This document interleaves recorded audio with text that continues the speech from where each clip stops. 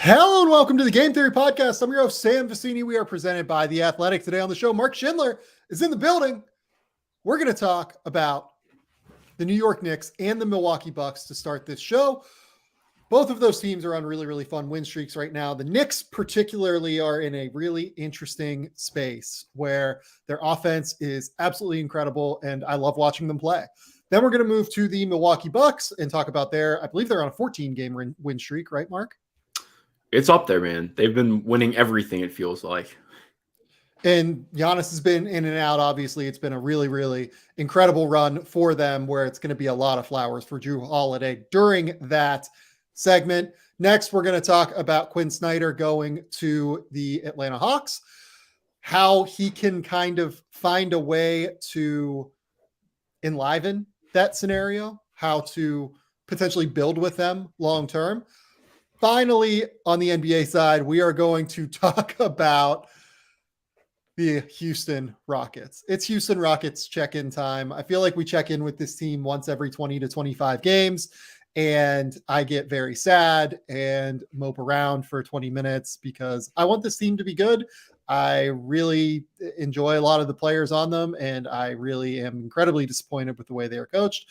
Finally, on the NBA draft side, we're going to talk about Dereck Lively and his emergence into, in my opinion, everything that we thought he would be as a defensive player coming into this season. And I hope Mark agrees with that. Mark, what's going on, buddy? Oh, man, I'm excited to be here. The necessary steam blow off. It's been a long day. It's been a good day, but it's been a long day. I had as it goes with features and talking to people in the NBA, you potentially are getting a call at this time, and then it happens 2 hours beforehand when you're totally not ready for it. So my story today was, I was telling you before we got on here, Moose has just been an absolute demon today. Like, he always wanted to do is play ball, which love him. He's awesome. But I got done working out. My Uber Eats got here, and there's like obviously sour cream with it, right? Because I got a breakfast omelet and sour cream. So as soon as I am opening up the sour cream to put on my omelet, Moose yelps. I drop the sour cream on myself, and it's not just like a little bit; it's like the entire thing goes all over my shorts. The chair that I'm sitting on breaks, and I fall off and hit my back. And then my phone starts going off because this NBA assistant's calling me. So it's like, and that all happens within like 15 seconds. And I was just like, God fucking damn it, man. But it's been a good day. Had a press conference I had to go to too. So it's been like, I've been all over the place, but I'm excited to be here and talk basketball. How's everything on your end, Sam? Everything's good on my end. I mean, I just feel like we need to hear more about this breakfast burrito, given your eclectic food taste. It was good. It was chili chorizo burrito from First Watch. I'm sorry, how did you pronounce that word? Chili chorizo, whatever, same there thing. We go. I thought you said chiorzo. I was like, wait, no, what now? No, what is this? But no, it was good.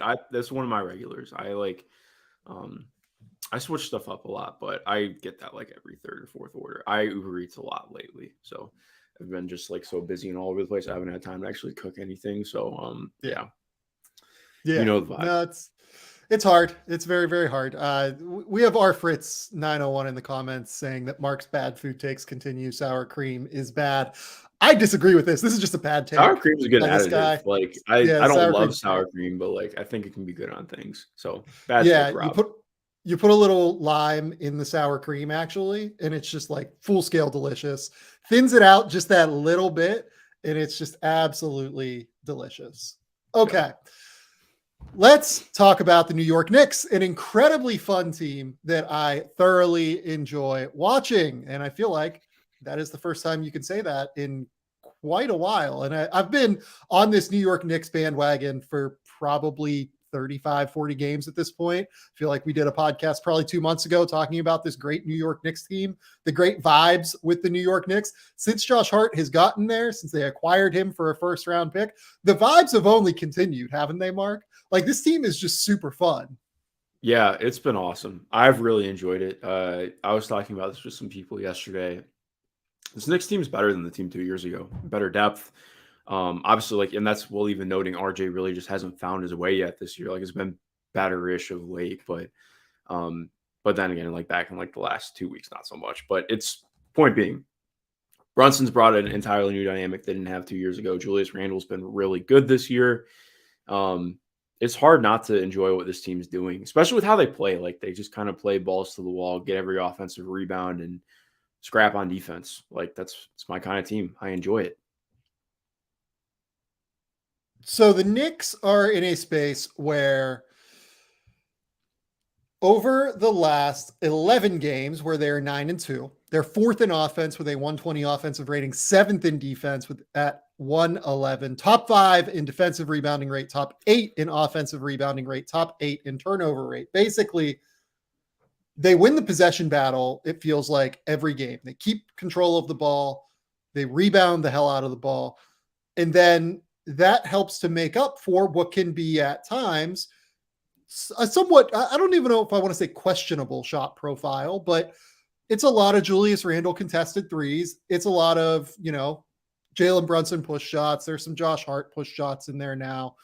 RJ Barrett obviously is going to take a lot of contested push shots, shots at the rim, things like that. But the fact that they win the possession battle, I think, is the biggest thing that they do, right? That's where this entire thing starts. It starts with that energy, that activity that you brought up, and I think we're really, really smart to bring up.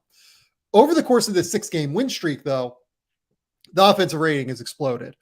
They have a 124 offensive rating. That's the best in the NBA over the course of these 6 games.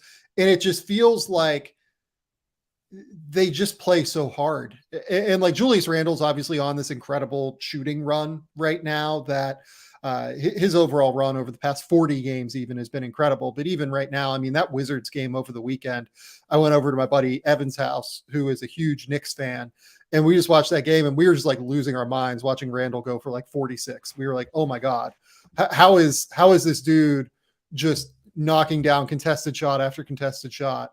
And then in that game too, he had that incredible like 6-point run where he's getting out in transition. He's jumping passing lanes, like he's slashing and driving. And he really is the guy now that is completely driving things for them. Early on, I thought it was Brunson, but over the last half of this season where they've been great, it feels like they're great because Julius Randle is great again. And man, like, can you remember a weirder career than Julius Randle? Honest God, no. I still need to read it, but I know Jake Fisher had a one-on-one with him that he put out last week, and somebody I'd love to talk to, honestly, in terms of what that's looked like for him. Because to go from the high that he hit in 2021 to where he was at last year, like, I mean, like I didn't expect Julius to be a multi-time All-Star, even when he had that season. Like, I thought that he would still be an upper echelon player because he'd established himself in that way. But we knew, like, a lot of it was like, okay, Julius is not a 40% three-point shooter on volume. I don't think that's going to stick. But to have this kind of reverberation has been cool. Like, he is, like, again, like, to his credit, he's changed up his shot profile a little bit. Like, he's taking way more threes than he ever has. He's cut, like, he still does a lot of them, but he's cut out a lot of the off the dribble twos. I still don't think that necessarily the playmaking and decision making has gotten better, but it has been better. Like, it's better than it was last year. It's like back to what it was year before. Here's what I would say. I think there's less on his plate from that perspective now. Yeah, well, having Jalen's been good. Yeah, which has allowed him to be good at the things he's great at. Right. Having Jalen, having even like Josh Hart now takes up some of those possessions, having RJ, who is comfortable taking those possessions, having Emmanuel Quickly, who is emerging into, I mean, Mark, he's the top 30 point guard in the league now, right? Yeah. Like, IQ's been awesome. Pretty clear. Like, and exactly like you're hitting on, like, as much as this roster is still, and I don't want to sound harsh by saying this roster is flawed. It is to a degree. Like, I think with, like, there are limitations to what they want to do. But it's so much better built around what Julius is capable of than it was in prior years. Like, especially if you're looking at last year. I think, like, you look at this team up and down, like, Josh is taking those open threes now. I'm sure he and Tibbs had a heart-to-heart right when he came over. Like, hey, buddy, if you don't take those threes, you're not playing. So, because, I mean, that's their entire system is draw two, take open shots, drive, attack the glass. Like, that's it. It's simple. And that's part of why it's not always great. But, like, when you have the personnel to make it work, it's been great. Like exactly like you mentioned with IQ, like the defense has been awesome. He was really good in last night's game. And part of what makes them so fun is like, okay, if you have a team that is not winning on one of the margins, like if the Celtics are going to struggle like they did from 3 last night, and they're not going to be able to make up for it on the glass because like I think the Knicks ended up out rebounding them by 10, then I mean that's enough. Like they play really good defense. They have been better at not turning the ball over and just playing pretty well offensively. Like that's really hard to beat. And also too, we didn't even talk about it. Like Jalen Brunson went from shooting on volume and not shooting that well on threes for much of the year, but he's been on a heater the last month or two, and he's gotten up to over 40% from 3 on the season. It's been very fun to watch. I don't want to, like, it sounds reductive to say it's better when the Knicks are good for basketball, but I think the reason of why it's better when the Knicks are good for basketball is like you have another team in the East that's really competitive, that just adds something. And you get Mike Breen and Clyde Frazier. That's awesome to me. Like they were the best part of last night's game, arguably. So yeah, I know it was a really long ramble, but they don't even have a player who's above Julius Randle is the oldest player in their rotation right now. Yeah. He's 28, which is kind of it's kind of wild to think that Julius Randle's almost 30, but also like they play a really young rotation still because it's him, Brunson, Josh Hart's 27. Like it's a young team. Yeah, and you know the reason that I wanted to bring up Julius Randle in terms of like the weirdness of his career is just, I mean, this is a guy that I think people, you know, it's a cliche to say people forget this, you know, but Yeah. people forget that like his first game of his career, he like went down and did he break his leg? If I remember correctly. Yeah, it sucked. I remember watching that. That was awful because It I was was a big horrible. Julius fan. I love Julius coming out of Kentucky. Yeah, that sucked. And then, you know, averaged double the next year, but it was on those terrible Lakers teams and was really inefficient that season in what was essentially his rookie year. And then the next year starts most of the games, takes like a bit of another step forward, but again, that team is like quite bad.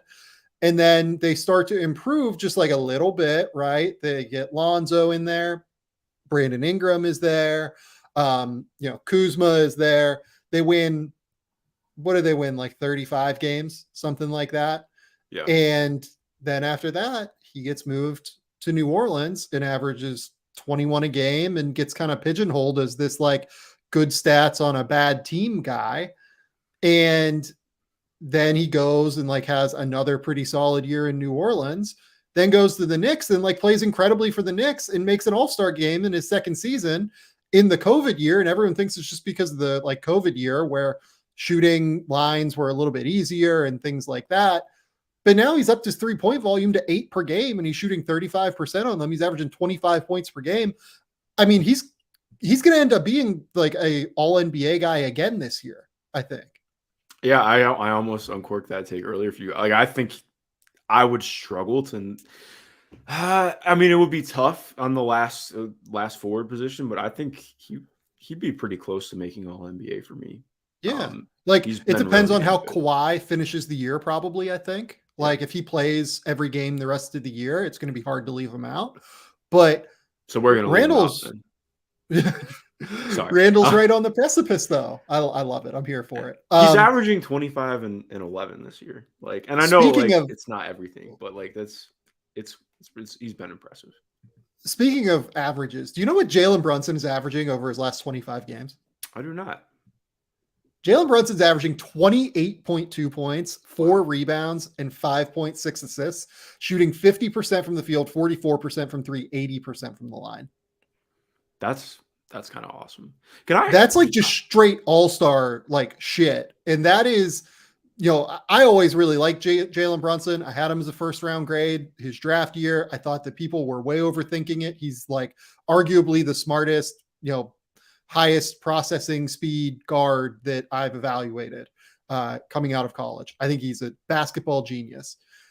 He's a basketball genius with great touch, right? Those guys just tend to figure it out on some level. I didn't see this. I didn't see 28 a night Jalen Brunson for a 25 game stretch, man. Yeah. It would be really tough to project this. Like I liked him at Villanova. I wasn't like, you know, deep in like draft and scouting weeds yet, but like, yeah, no, I didn't see that at all. I didn't see that from, honestly, for the most part, I didn't see that for any of the guys on that Villanova team. And I mean, they've all turned out to be pretty fun. But I think the last thing I'd want to mention on that too, like more with Randall.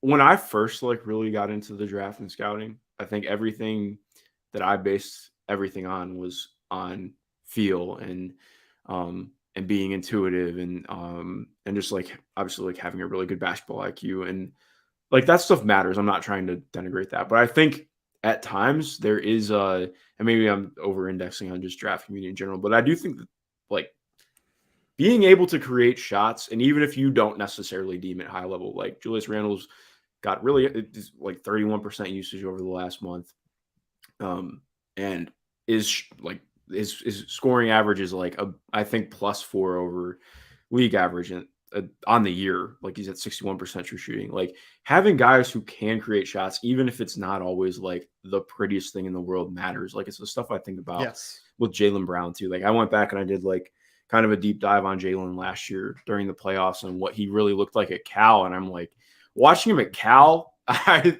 think about what I would have been at with him, you know, scouting wise. Yeah, you knowing you would have had Jaylen Brown at like 15. Not that low, not that low. Like, but I do think, like, again, point being, I think one of the bigger things I've looked at this year is just trying to be more understanding of context and role, and like, hey, sometimes you just cannot beat the fact that this guy can create something like that, and it's not pretty yet, but it could get there. So yeah, well, that was the whole thing with Jason Tatum, right? Like Jason Tatum got way downgraded by a bunch of people pre-draft because he was, you know, kind of a mid-range gunner at that time. And, he can't get all the way to the rim. And it's just like, dude, look at how shifty this dude is. He's creating shots whenever he wants, wherever he wants for this Duke team. I know that they lost to South Carolina in the tournament, but you guys are way overthinking this. Like I ended up with Jason Tatum at number 2, I believe, on my board behind that'd be Markelle Fultz's year. So I had him behind Fultz, but like to me, it was a no-brainer. Like that Jason Tatum was going to be really, really good in the NBA. Like I remember advocating for the Lakers to take Jason Tatum over Lonzo, and people thought I had two heads. And I was just like, no, like Jason Tatum, you pair that guy with Brandon Ingram, that could have been like, you know, exactly what ended up happening with the Celtics with Jason Tatum and, you know, Jaylen Brown. Like it could have just been different for the Lakers, I guess. Do you trade a title in 2020 for that? Probably not, I guess, but maybe you do. I think you consider it, right? I have no idea what to think, honestly. I'm just sad thinking about Lonzo, to be honest. Like I was thinking about that a ton last week. Yeah. Like Lonzo's so good when he's healthy. Which like no shit, but it just, I think again, it just it brings me back into how difficult some of this stuff is, because you just can't, and more like not trying, like I don't believe in saying the draft is a crapshoot. I think that's kind of a fallacy. Like I think if you do your work, you know, it's hard. Yeah, exactly. Like there's again like context, role, environment, everything, knowing personalities, knowing what people are like and how they work. Like that stuff's all important, and it culminates into, you know, being able to project this stuff out. But I think it's more so the stuff with Lonzo. Like I can't project his knees just dying. Like that stuff sucks. Like it happens. And I think that stuff is a crapshoot. Like that's knees, exactly like that's what I'm getting going at. out the window. That You can get real medical info on guys and like learn, okay, this could be an issue, this might not be an issue, right? And you can make informed decisions, but informed decisions now don't necessarily mean informed decisions down the road. It's the same with the stock market, right? Like, you know, you make the decisions based on the available info that you have. And if you're good at it, you end up coming ahead in the long run. You're not going to win all of them. Like even the Thunder, who I think do a great job, haven't nailed every draft pick. Atlanta has had a really good track record over the last little while. They haven't nailed every draft pick, right? So it's complicated in that way. The last thing I want to close on with the Knicks, though, I think that the thing that has gone very underrated about them is their lineup versatility. They can bludgeon you in so many different ways They can play super small with Brunson, Quickly, Grimes, like a man at the 4, Randall at the 5. They can play super big with Mitchell Robinson and Randall and RJ Barrett. And all three of those guys are just like absolute fucking tanks. And they can play normally, right? Like you can play Josh Hart at the 3, you can play Grimes at the 2, you can go super defensive, you can go super offensive. They have a lot of two-way players on their team. There's just a number of different ways that the Knicks can beat you. And I think that that is what makes them such an interesting potential playoff team that I wonder if in the conversation I had with Kane Pittman last week, I may have underrated how hard they might be to match up with in the playoffs. I don't think they can win a title with this roster, but like, but I also they're going to be care. hard. Like I think, well, yeah, exactly. Like I think this team to me is, and I don't want to overhype them. Like I think conference finals would be pretty surprising, but I think that if they get the right matchup, second round is not crazy to me. Like this team, I do like I have been trying, and I don't have an answer for this. I'm just speaking out loud. Like I've been trying to weigh in my mind the fact like, okay, most teams haven't parsed down to their 9-man rotation yet. They've been at that since Thanksgiving. So like on one hand, I'm like, okay, well, what do I make of that? Because every time it gets partially, you know, like pointed out, like, oh, well, they have like the 4th best net rating in the NBA since they did that. I'm like, yeah, but also, okay, there are teams that are still playing 10 or 11 guys a night. So it's, for me, I'm always a little bit weary of what to think of that. And again, I don't have an answer on it, but I also think like, yeah, these guys, they have it nailed down what they're going to do. They know what they want to do.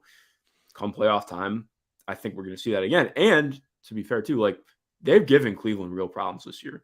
I think Cleveland, I don't want to say like, you know, Cleveland needs to do whatever they can to get out of here. But if Cleveland can find a way into the 3 seed, I would like to see them do it because the Knicks have given them real issues this year. So I'd be interested to see what happens with that. But exactly like you're saying, like I think this team really could be like I don't think they're getting swept in the playoffs this year. I'd be pretty surprised. Like again, this is obviously like Julius needs to have a better playoffs than he did last time. But I think we're looking at such a different team that even if he has an underwhelming playoffs, I think that they're going to be better. I agree. I am a really, really big fan of this Knicks team, and I think Tom Thibodeau deserves a lot of credit for adjusting just like a small amount, just in terms of like he's clearly very demanding. He is clearly like a big time accountability coach, but it feels like he has embraced what this roster is good at in many ways. And the crazy thing is that I think there is still room for growth with these guys, right? Like I think that there is a lot of room for someone like RJ Barrett to play better, right? And he started to do that recently, but even on the defensive end, like RJ, for whatever reason, has gone from being useful to being terrible defensively this year. And he was never terrible. Like his first 2 years, like I thought he was okay as a rookie. And then his second year when they made that playoff run, I thought he was really, really good that year defensively. And I don't know what happened to him. To where this has shifted in some way where he has not been very good. Yeah, there's still room for growth here too with the Knicks. I really love them. Let's go to the Bucks now, though.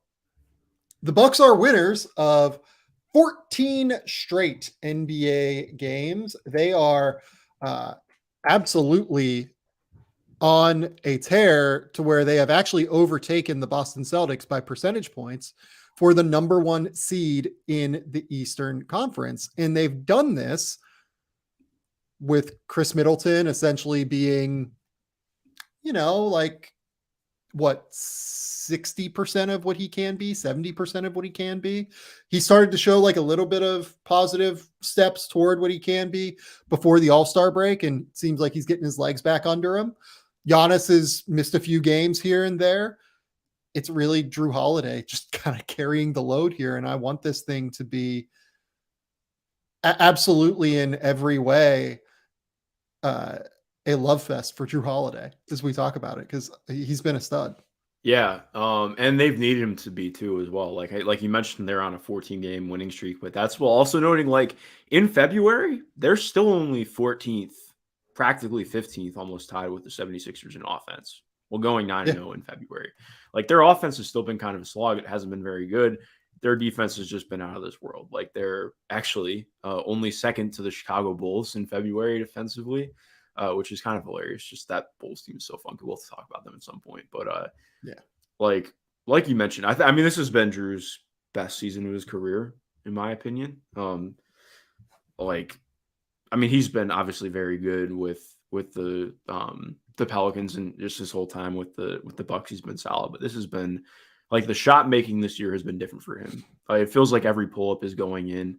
He still has his confusing offensive decision making at times. Like he can do some things late game and just in general where you're like, dude.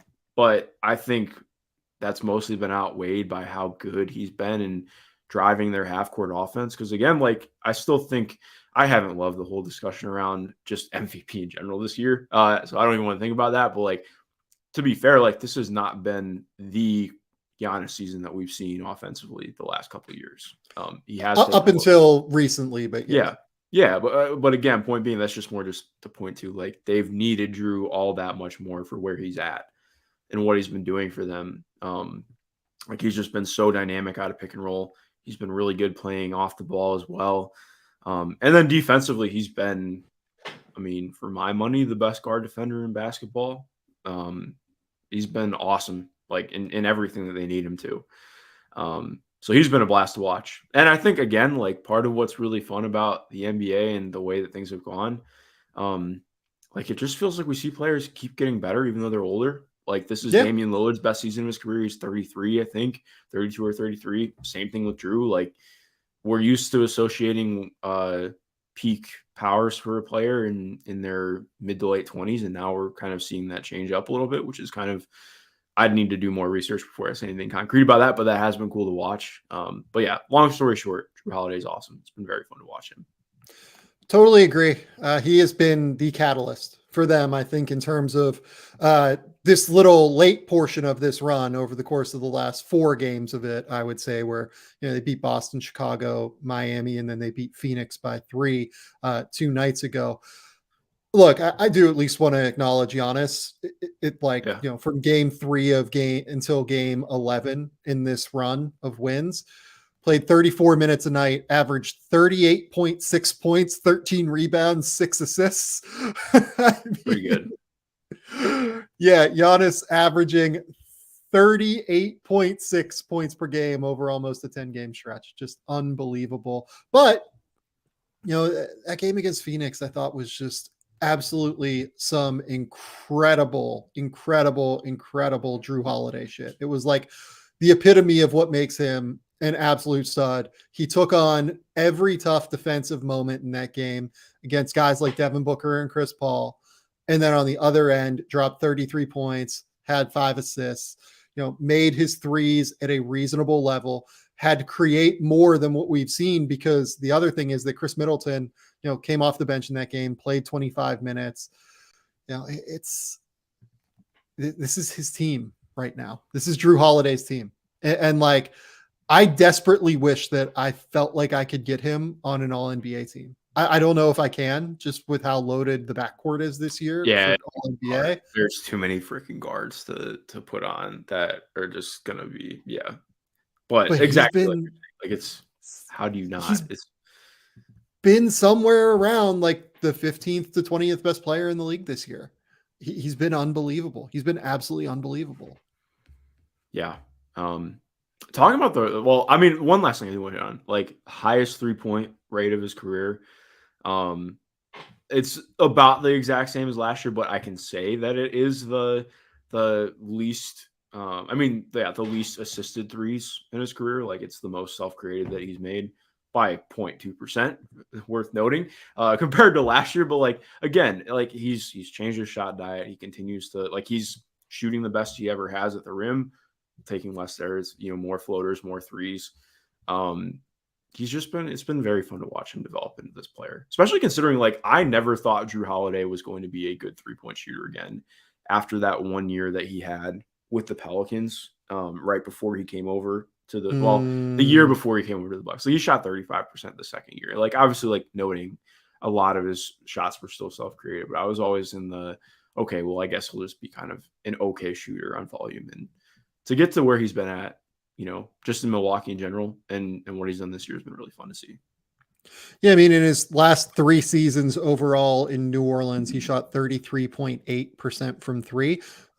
Look, in those years, he was asked to do a lot for that team, right? Yep. Like next to Anthony Davis, next to Julius Randle, he was really taking, it felt like a few more pull-ups than he has to take now, which is helpful to his shot diet overall. So I do think that Drew Holiday, in like this role that he has morphed into in Milwaukee, playing next to Giannis, he is kind of an ideal archetype for a player in today's NBA. I think that we often try and find, or not we, I think you and I tend to think differently about the draft than this, but like people in the draft in general are so obsessed with finding these guards who are high level creators, right?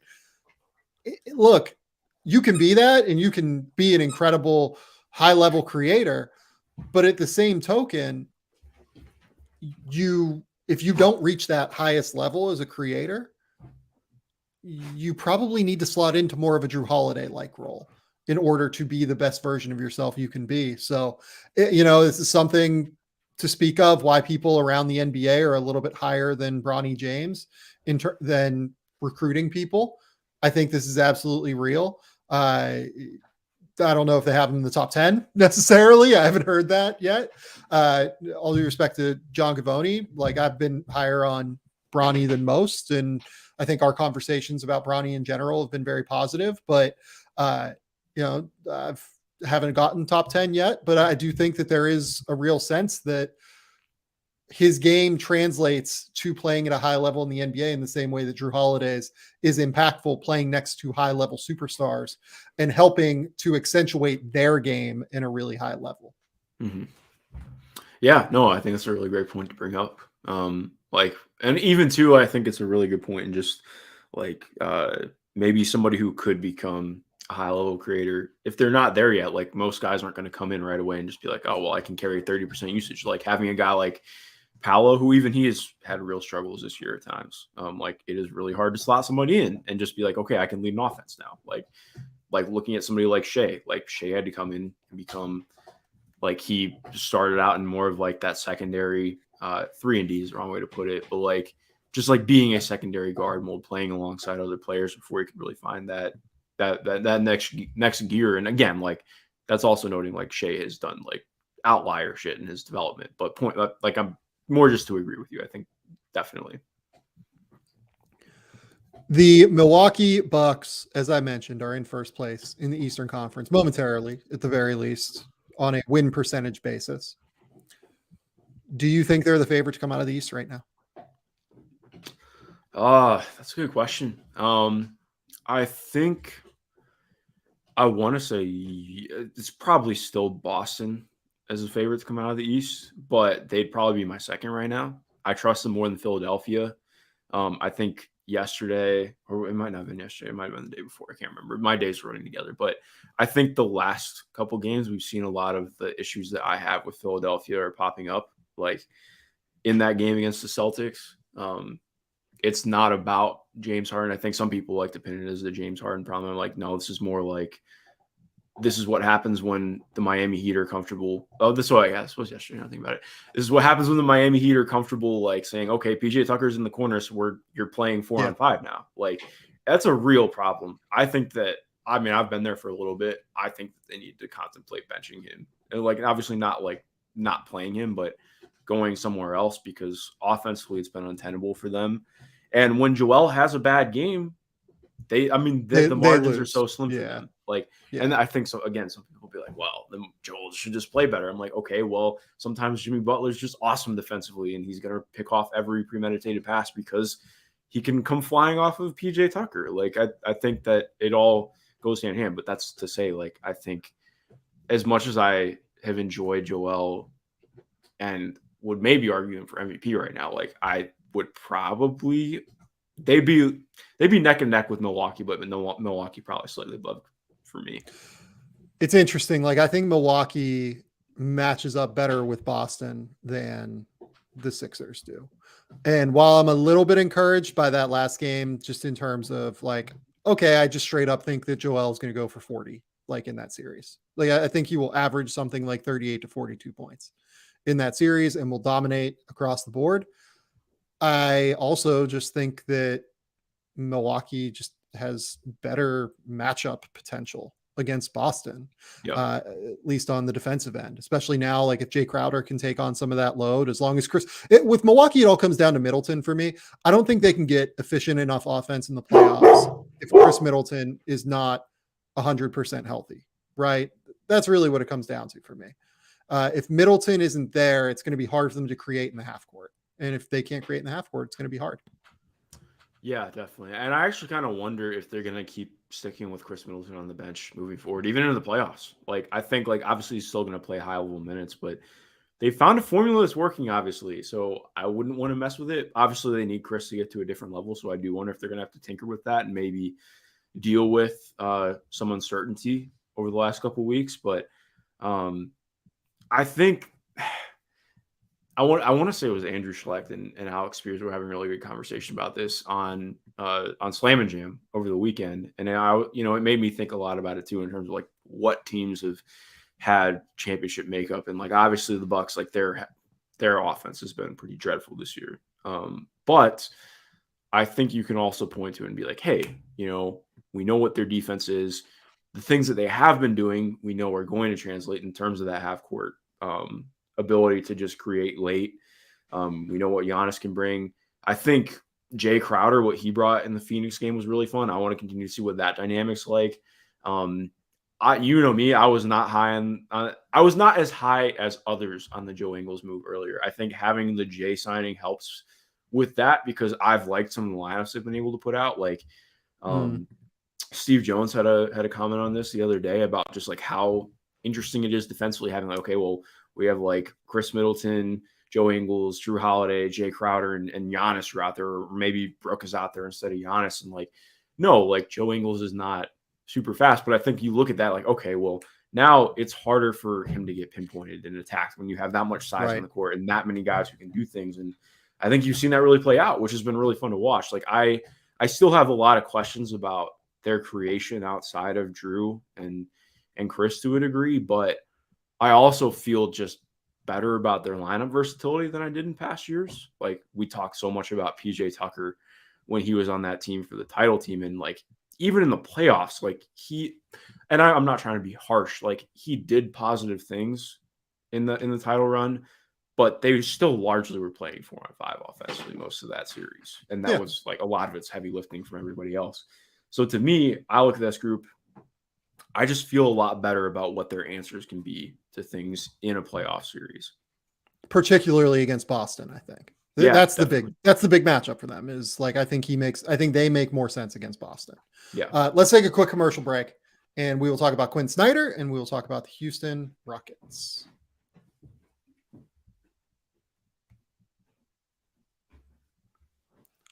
Okay, we're back. Quin Snyder was set to be, I would argue, the hottest coach in demand this offseason. You would agree with that, right? Yeah, based on everything we heard. Certainly seemed like it. And instead of waiting until the offseason to see what jobs were going to open, he has decided to take the Atlanta Hawks job. Seemingly a somewhat interesting move on its face. This is a Hawks team that, for all of its talent with Trae Young and DeJounte Murray and John Collins, DeAndre Hunter, Clint Capella, has struggled this season. They are essentially capped out moving forward. They are at a draft deficit in terms of picks because of the DeJounte Murray deal. And they are potentially at risk of losing DeJounte Murray next offseason if this doesn't start to look better, I would argue, if only because DeJounte Murray has an expiring contract that even if the new collective bargaining agreement, which, as Shams Charania reported from The Athletic, allows for extensions to start at up to 150% as opposed to the current 120% that you can start them at, you're not going to get DeJounte Murray signed for what I believe would be something like $26 million or $25 million a year to start that deal. So he's going to be an unrestricted free agent They haven't really fit all that well together yet. Not a team with a ton of flexibility. What do you think was attractive about this Atlanta Hawks job for Quin Snyder?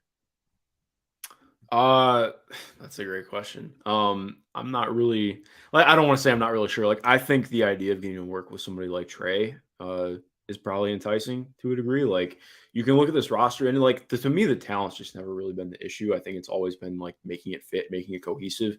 I do think some of the actual pieces aren't like we've talked about, like it's not perfect in what it can actually be for an ecosystem, but I think a lot of this is how do you make this all work? How do you get the buy-in? Because I mean, we saw them do it a year and a half ago and what they did in their run of the Eastern Conference Finals.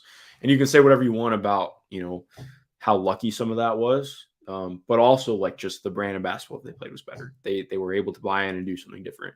And I think it's all about, okay, yes, I think there'll have to be some roster moves around it, but I think to me, like that it's not like a clear he's going to come in and they're going to win a title, but I think like just by virtue of coming in with his own ideologies and beliefs and the way that he wants to play, I think he makes a lot of sense for this team. Being a creative set designer, somebody who is going to like knows how to get the most out of a high level guard. I think that there's a lot to be attracted to with what this can look like.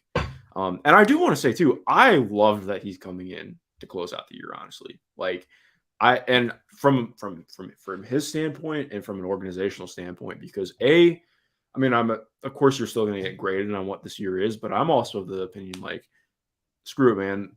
This has already been kind of a shit show. Like, let's get in there and get to work right now. Let's try and get on the same page. Let's get it turned around ASAP or start working on those things that are heading towards that. Because I'm all like, I don't know, like I could be wrong, but I'm always of the opinion of I'd rather take care of something right now than wait a couple months and see what it looks like. And that probably bites me sometimes, but that's how I would view it. That's like, so I'm interested just to see what that can look like here. I mean, that allows him to be part of decision making in the off season too. And because I mean, we've seen some coaches get hired like after the draft or after parts of the off season. So I think, coming in and inserting himself into it right away is probably the right move. So I kind of explained why I think this job is high variance, maybe is the way to put it, in terms of it could be difficult if this thing goes poorly in the next year for them to rebound in some way, right? Because they will have to make roster moves to make the roster make a little bit more sense. And they're at risk of DeJounte Murray at this point, potentially leaving just because, of course, they are within the next 14 months. Just contractually. That's a situation that we have to acknowledge. Mm-hmm. This is a high upside situation, and it's a high upside situation that makes a lot of sense for how Quin Snyder coached in Utah, I think. There obviously is a lot of talk about the idea of having this real rim running threat with Trae Young and with a high level point guard. Quin Snyder got the best out of Rudy Gobert. And I will be very interested to see one of two things. A, does he get the best out of Clint Capella in this way as a defensive anchor who has been pretty good defensively throughout the course of the year? I wouldn't say he's been all defense in the way that Rudy is, but I'd say he's been a solid defender. Or B, do they start to weaponize John Collins more in this way? Maybe using him in bench units a little bit more often with DeJounte Murray and always just having that rim runner right there, right? Always making sure that someone can just roll to the rim and be aggressive and attack. Maybe you run second units with Trae and John Collins. Maybe you play Trae Young the entire first quarter and you get John Collins for the last 4 minutes of the first quarter. You bring Clint Capella off after 8. And then for the next 4 minutes of the second quarter, you have Trae Young off the court and you have DeJounte running the show and you let that be your primary offensive weapon, right? You can then get basically the first half of a game. You can almost get the full game if you want to stagger things that way, where you have this elite level rim runner going toward the basket in a way that Nate McMillan just did not weaponize enough. I think this offense was retrograde. It was a mess. There was no attention paid to shot quality, to shot charts, to shot expected value. Like it was just not a good offense in terms of creating efficient looks in the right spaces. So Quin Snyder is going to help immensely in that regard. And he's going to be more creative figuring out ways to make DeJounte Murray and Trae Young work together. He figured out really compelling ways to have Mike Conley and Donovan Mitchell work in conjunction with one another as creative forces. I would argue that both Trae Young and DeJounte Murray are even more creative passers, than Donovan Mitchell, certainly. DeJounte is probably not quite as creative as Mike Conley is as a passer, but Trae Young is one of the most creative passers in the league. So I think that this offense is going to change entirely. And if there's a coach that I trust to get the most out of it, I do think Quin Snyder is that guy. And I think that this is going to be a real help for Atlanta moving forward. Yeah, I think and it's not even a hold up, but I would say for fans who are, clamoring that they want to see the young guys more, Quin is not that guy. Quin is going to play his guys that he trusts. But you know what? He might have to be. For the scheme he wants to run, like you might have to play AJ Griffin as your corner 3-point floor spacer. Yeah, because he's the best shooter you have, right? I'm interested to see if he's because one of the things that I always love hearing from coaches that I think gets undersold is like a lot of coaches I've talked to, like they are so ingrained in what they are doing in the moment for the certain team that they're working for that they're like just turned off to things that are outside their scout or anything they're doing. Yeah. I wonder for Quin if just like being able to have this time and like he hasn't been broadcasting or anything, he's just like, I'm sure he's been doing plenty of stuff, but like you get what I'm saying? Like I do wonder like how much I'm sure he's thought a lot about, how things went in Utah and what he can do differently. And I agree. Like, I think this roster's in a spot where he has to play some guys, but I think like, I'm more so saying like, I'm not really sure that we're going to see a lot of Jalen Johnson minutes. As much as but that doesn't bother me. Like, no, I'm not saying it should bother you. I'm just saying like for Atlanta fans, just be wary. Because I do feel like there was a lot of initial like, oh, well, we're going to see all the young guys. I'm like, I don't know, man. But yeah. The one that is going to be really interesting to me is John Collins, Onyeka Okongwu, like trying to find like Onyeka theoretically should be a great rim runner for this scheme, right? But do they continue to utilize him in that way? Does he become a trade chip? Does John Collins just become the trade chip, right? Do they view Onyeka as the person who is going to take over for Clint Capella moving forward? Has Onyeka proven enough to like put himself in that position? See, that's where it's hard because like I agree that like Onyeka can do some things as a rim runner, but it's almost like like he and Clint are just so different in how they do it. Like Clint is that very real high level lob threat, who has really worked to make himself a guy who can, one dribble post and go to. But Onyeka is just so much better at screening, rescreening, flipping, like being so good with angles. He has that Rashawn Holmes, like the touch shot god. Like he can lob, but it's so much more about what he can do in terms of making himself available in spacing pockets. And it's just, I almost feel like he works better with DeJounte and Trae works better with Clint. Like Trae having that lob threat works better. So again, like trying to construct this lineup is interesting, but like I almost feel like Clint as an archetype works so much better with Trae than Onyeka does. And maybe that changes as time goes on, but like I will be interested to see how it goes because even defensively, like you have to play it differently because I think that's been Onyeka's biggest struggle this year has been on the defensive end in some ways, like part of like that. And I think it's going to be different as they work to get like they've gotten more versatile as the years gone on, but like they need to have like I almost like having him play next to like playing with a bigger four is really important for him.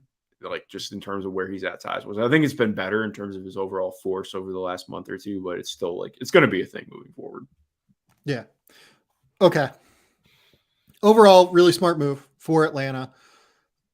Could really work for Quin Snyder. Like if Quin Snyder takes this team and like maximizes them, I think it's going to be a great look for Quin at the end of the day.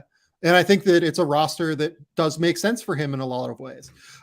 We had Sravan in the comments ask, where else do I think Quin Snyder should have gone? I might have just been patient to see what else opens up, right? Like, there are a few jobs that theoretically, if things don't go super well the rest of the way, could become fairly interesting, I think. Like, could Dallas open up if Jason Kidd ends up in a circumstance where he doesn't maximize this roster in some way?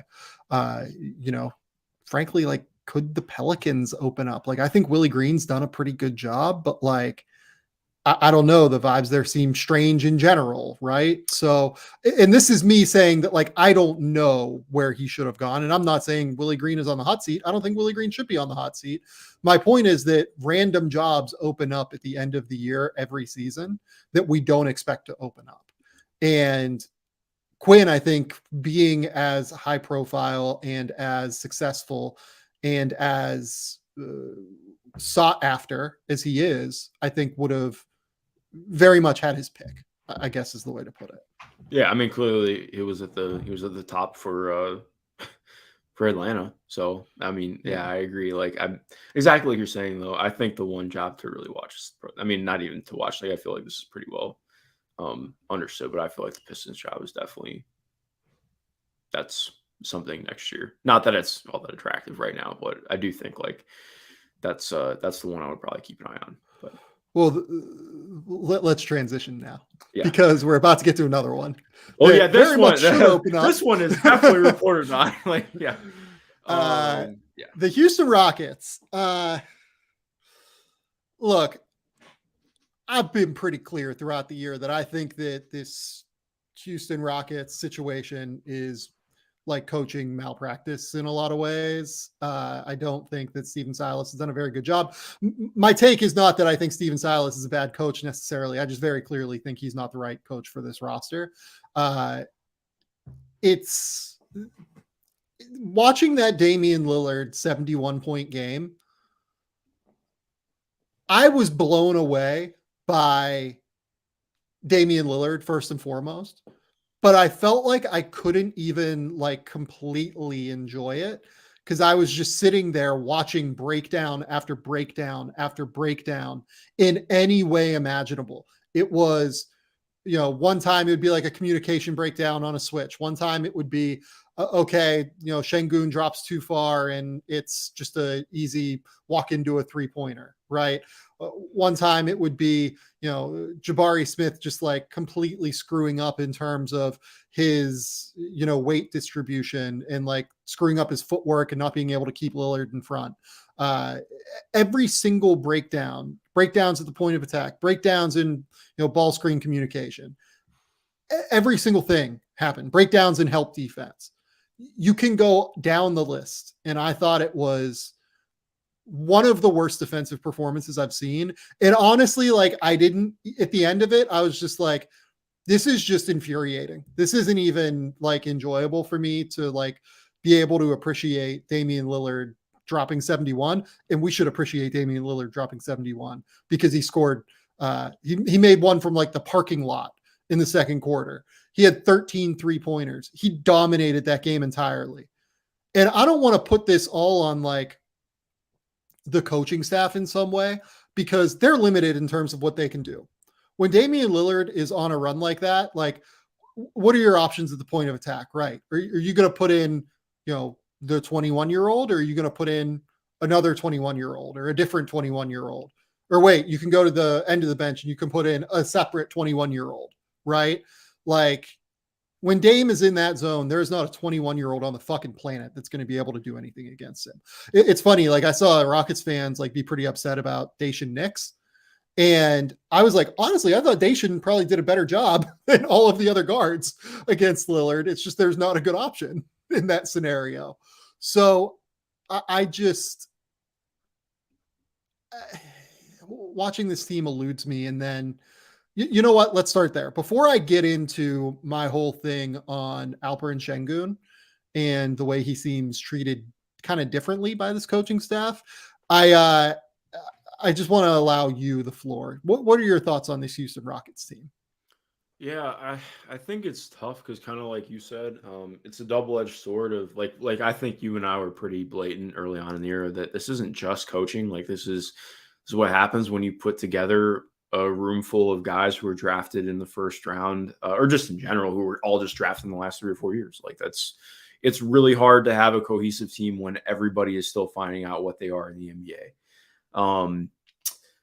I have a ton of thoughts. Like, I think I guess disappointed, but also like I think the talent like clearly shines through from time to time. Like you see the stuff that matters and it pops. And I do just want to say like this is not necessarily what I expected from Jabari Smith this year, but I also like I can't get there with where some people have been out on him. Like I think this has been tough because a lot of the years here's exactly what I'm getting at. That is a problem. Like, okay, well, you have no idea what's working early on in the year, right?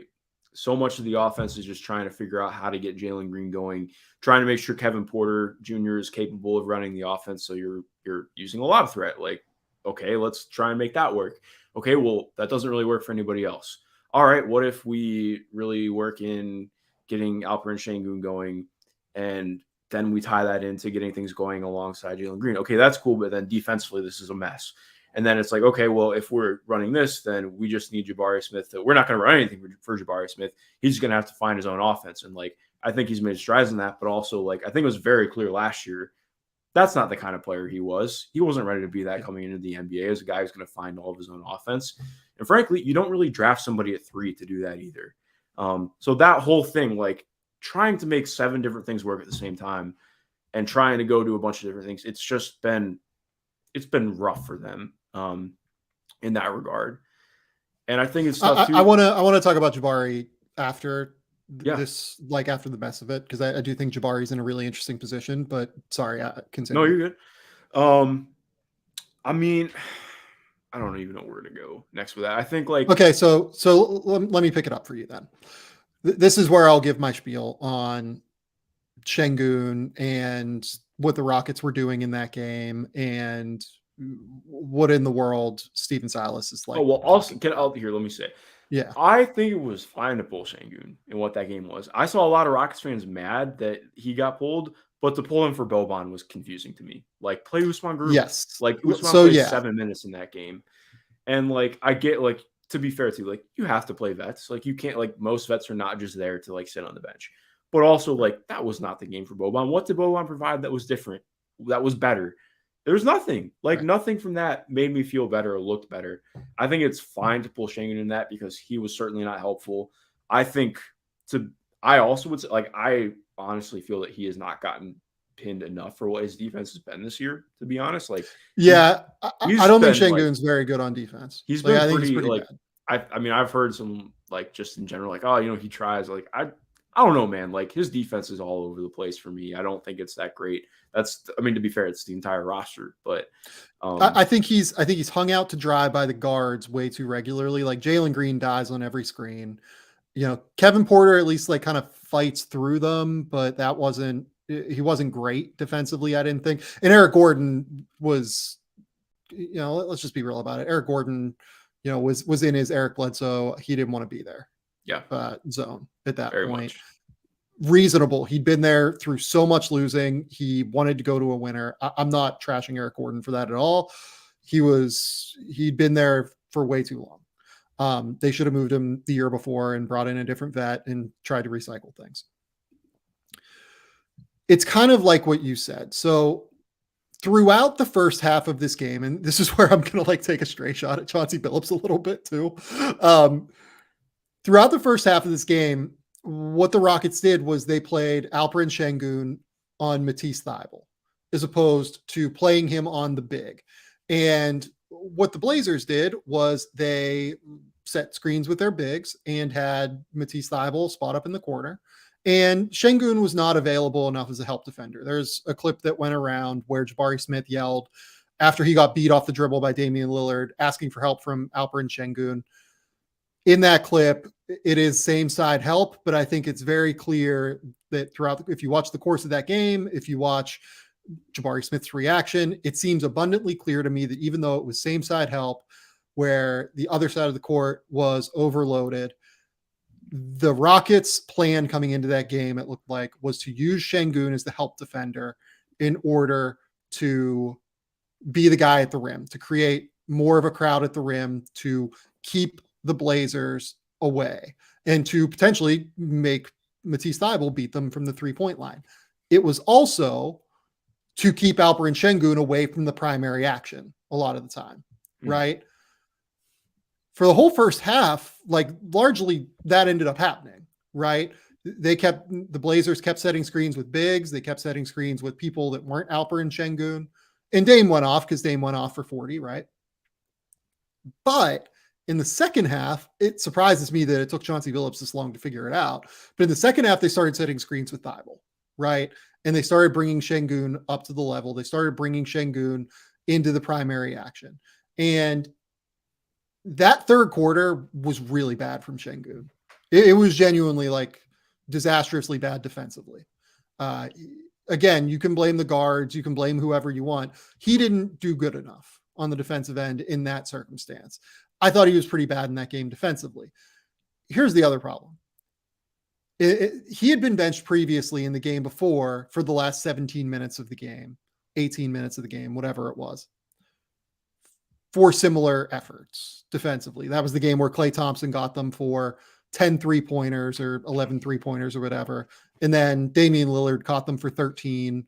They're the first team to ever give up 10 3-pointers in a game to a single player in back-to-back games. Can I just stop you? That Dame, crazy. Like, I think with I want to say it was like 35, 40 seconds left in the first half when he just pulls up from the Moda Center logo. Yeah, that's the one from the parking lot. That was insane. Like I rewatched that so many times this morning, just like the audacity, like, and to like so casually too. Like he knew it was going to hit it before he took. That was unreal. Go ahead. Rules. So they pull Şengün with 5 minutes left in the third quarter. He doesn't come back in. That's when they put Garuba in, and Garuba did a pretty good job, I thought, for the last 5 minutes of the third quarter. That's the majority of the time he played. If Stephen Silas wanted, as he said, after the game, he thought Şengün did not do a good enough job in ball screen defense. They were attacking him constantly. So he decided to make a change. Why wouldn't you just keep why wouldn't you keep Garuba in? Yeah. Like just keep him in. He's actually doing pretty well. And I know that like the last, I think 2 minutes of the third quarter was without Damian Lillard on the court.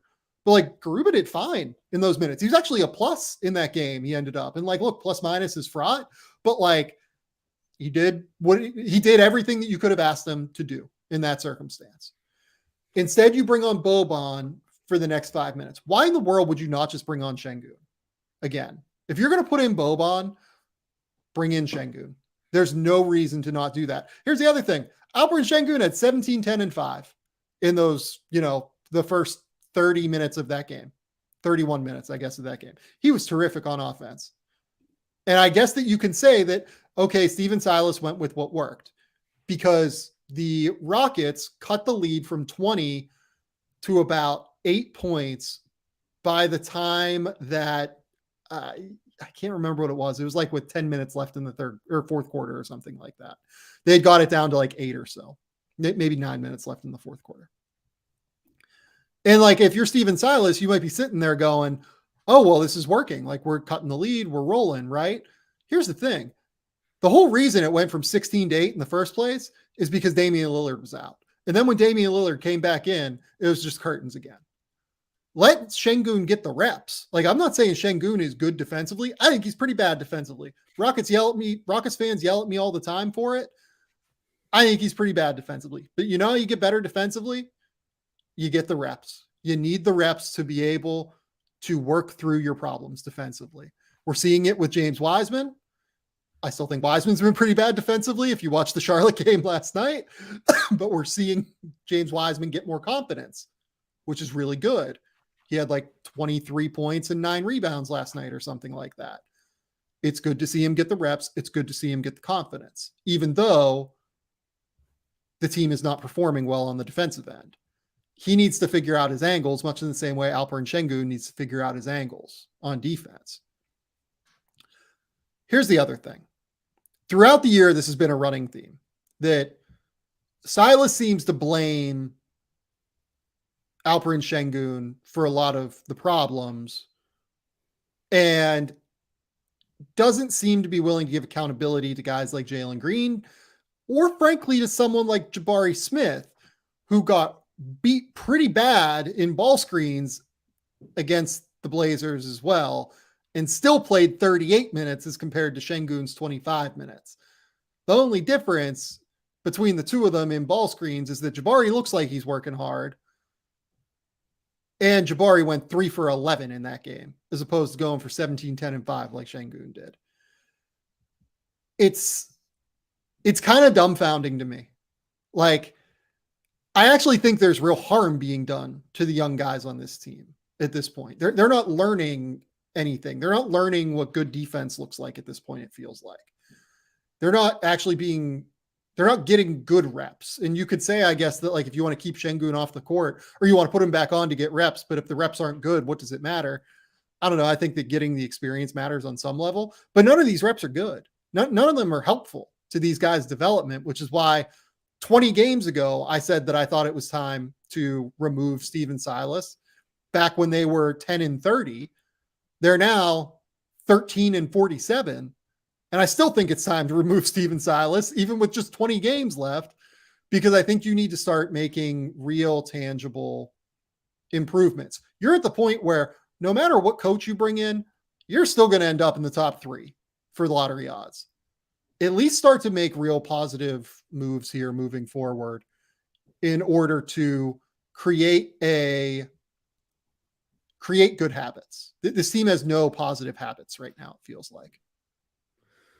Yeah. Man, a lot to unpack there. It is really tough. I watched too much of this team because they have I agree. I think I've watched 20 of their games this year, and it feels like 20 too many. And I don't mean this just to sound like I'm picking on the Rockets. Like, I genuinely am excited about their future, but I think it's like this year has just really muddled it. And I think I had a lot of real reservations headed into the year about having this many young guys on the roster. It's part of why I really wanted them at the trade deadline to be aggressive in trying to go out and get somebody like Kyle Lowry. If I think you have to get somebody like Kyle Lowry to be committed to wanting to be in a place like Houston. But like, point being, like, they need real guys who can be on the bench that are like, can come in, play real minutes, be stabilizing, but also aren't there to be stars. Like, that's the stuff that they need. And I think that's part of their biggest issue is they have guys who, and this is not me trying to call out their role players, but like, KJ Martin is a guy who wants to be a starter in the league. Like, he's been very vocal about frustrations with minutes at times. Like, it's been better this year, obviously, but when you have all these guys who are trying to figure out what they are in the league, who are trying to hit that next level, it's really hard to make things actually work together. And like you hit on with the thing with Jabari, I think what's tough to me, I tweeted this out today, and I think some people got a little bit confused by it. And this is not me trying to say that I have like some massive inside knowledge, but I think it's pretty clear, like, Jabari and Alpi just do not mix whatsoever right now on the court. And I do have real questions about what it is off the court too, to be honest. Like, I think I have never really seen maybe, and part of this is me not coming up with the 90s and early 2000s, but I'm not used to seeing a younger player like totally choose somebody out. Like, not that Alpi's like all that much older than Jabari, but like, we've had that caught on rim mics like 15 times this year. Jabari just like absolutely. I'm not meaning this to go at either of them. I'm just saying, like, there was like the one game against New Orleans where they had to be held back from one another, if I remember correctly. I didn't think it was that bad for. We're not held back. I think like, it was like it was calling more for him to get benched. Like, yeah. Point being, like, it doesn't. It's.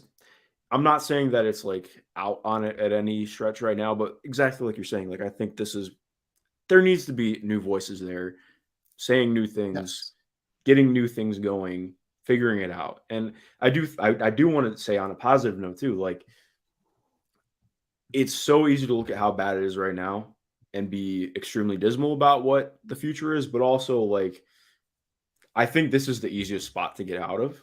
I think to get from young team that is really struggling to it can't get any lower, Mark. Well, yeah, exactly. That's the point. Like, okay, to go from young team that's struggling to be like young plucky team that has better vibes because they are able to, change the locker room a little bit, and change the voices like that.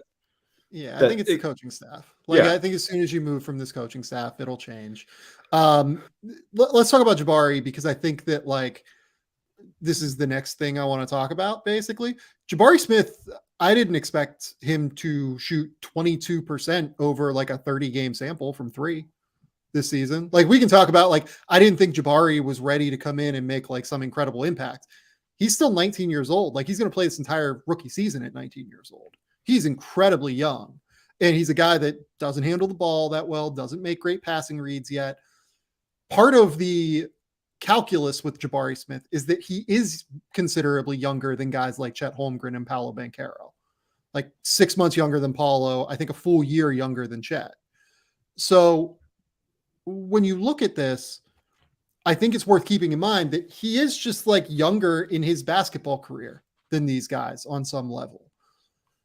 Having said that, Jabari Smith was maybe the best 6'10" plus shooter I think I've ever evaluated, like just straight up, especially as a teen. Maybe let's say this, as a teenager, he is the best 6'10" up shooter I think I've ever evaluated. Do you have any problem with me saying that? No, I mean, I haven't been doing it for long enough to have a great opinion on it, but I'd agree. Like from what I've seen, like, I mean, he was money last year, but I do want to say too, like part of what is so difficult in this, like, yes, I think the catch and shoot stuff has been an issue this year, but like, it's just, they're not running stuff for him to get his shot off this year, which is, and he's really struggled adjusting to that. And this is exactly what I was trying to hit on earlier. Like, I never viewed him last year as somebody who you can just plug and play and be fine. Because I think a lot of people see somebody run off a screen and like, oh, well, that's intuitive off-ball movement. Like, no, it was all sets. Like, he was having sets run for him last year. Like, it wasn't just like, Jabari, find your shot. Like, he's not at that level yet. He hasn't gotten just getting like elbow touches, getting mid-post touches, getting like, he gets the ball on the wing, jab steps, elevates over somebody, right? Like, these are the things that he can do. And like it for now, it just feels like he's in the corner. He's, occasionally gets involved in like a ball screen opportunity, but not really all that often. It feels like he is just kind of being used as a floor spacer and as a spot up threat. And it is just, it is bizarre to me that he's being so shunted off to the side within their offense. Like, I would have thought that this could have been a really interesting scenario with him, just getting an opportunity late in the season here to be able to maybe get some touches. Maybe Steven Silas being quoted in that Mark Spears bizarre article that was written where, essentially Brian Windhorst refuted it today in his story about the Oklahoma City going into the draft saying that they had two guys that they wanted. One was Chet Holmgren and one was Jalen Williams. I think I said on a recent podcast that was that story where Jabari Smith Sr. said to Mark Spears that the Thunder had promised Jabari Smith to take him. Like that was bizarre. I have never seen that. But in that story, Steven Silas said, like, I feel bad. I haven't run any plays for him yet. Yeah, that was kind of wild. What are we doing here? It's true, but yeah, like exactly like that's. Like, I'm not saying that like he's done some things to earn it necessarily. He struggled. He's shooting like 22% from three over his last little while. Like he's pretty harmful to them when he's out there, if I'm being completely real with it, right? But run some stuff for him. Sit him down. Say, look, Jabari, we know that you're struggling now. But you know what? This next game here, given that we're 13-47 and we suck anyway, we're going to try and run some stuff through you this next game. We're going to actually give you the ball on the wing. Feel free to like jab step or just like jab step, try and get your guy, to fall back on his heels a little bit, or take a pound dribble, rise up and shoot. If you take 15 shots in this game, and look, Jabari takes, double-digit shots most games, right? But actually run it for him as opposed to it being like, okay, you're kicking out here. Actually just like give him the confidence, sit him down and say, look, we're not playing well. We're out of the playoff picture. Our goal here is to get you going. Our goal here is like, we're still committed to you. We want you to be the best that you can be here. We know it's been hard this year. We just want to give you a game to let it rock. Right. And I haven't seen them really do that, to be honest. And you're terrible. You're 13-47. Giving him a game to rock's not going to hurt. just give him a chance, I guess. Like it took them forever to give Şengün a chance. Like this little stretch here where Jalen Green and Kevin Porter were out would have been like a perfect little opportunity to say, you know what, Jabari, we're going to let you rock. We're going to go. You know, we know you're struggling right now. If you go 4 for 20 in this game, that's fine. But you know what? We want you to have the confidence to be able to do that.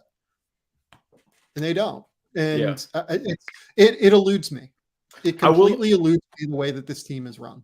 Yeah. One thing I do want to say, though, I have been encouraged by some of the defensive growth from him.